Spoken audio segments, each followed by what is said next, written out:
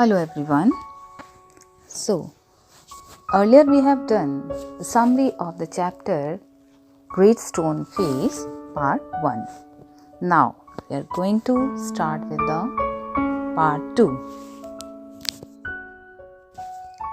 Ernest, a very simple and unnoticed boy, had grown up to be an old man now with white hair.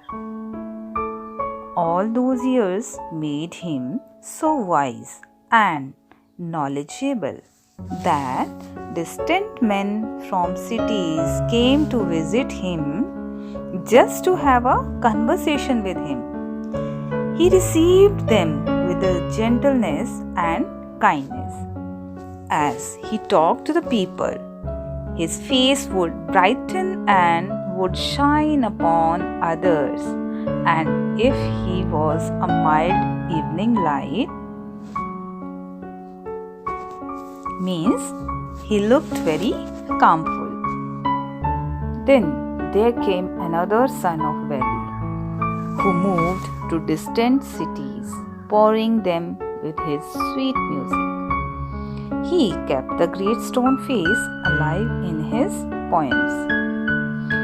Ernest came to know about him, and as he read the poet's thoughts in his book, he wished the poet would be like Great Stone Face.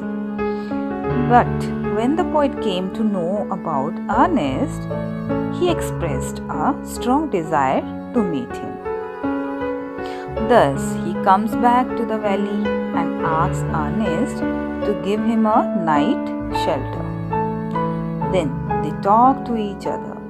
Never before had the poet talked with a man like Ernest, so wise and gentle and kind. And Ernest, on the other hand, was moved by the living images flung out of the people's mind. The poet told him that he was the writer of the book Ernest was reading.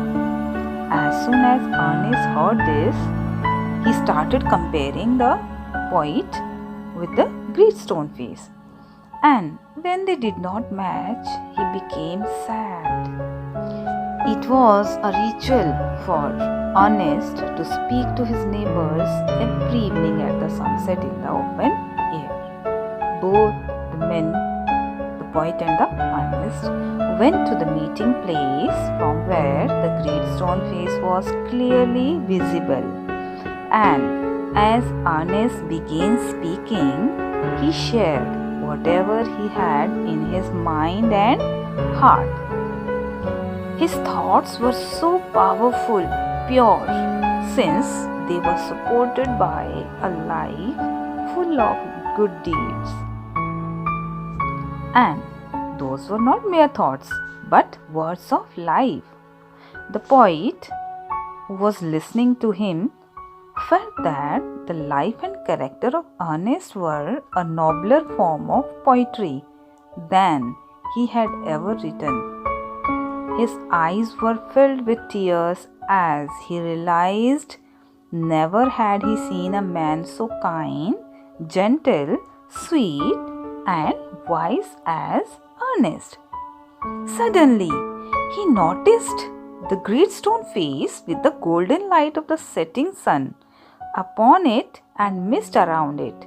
He noticed that it resembles the eyebrows of Ernest.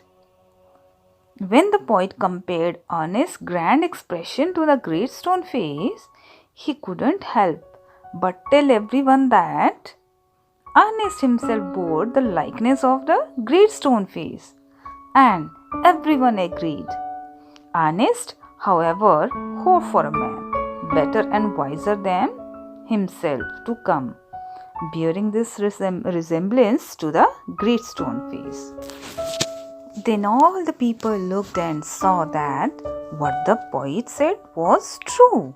The prophecy was fulfilled.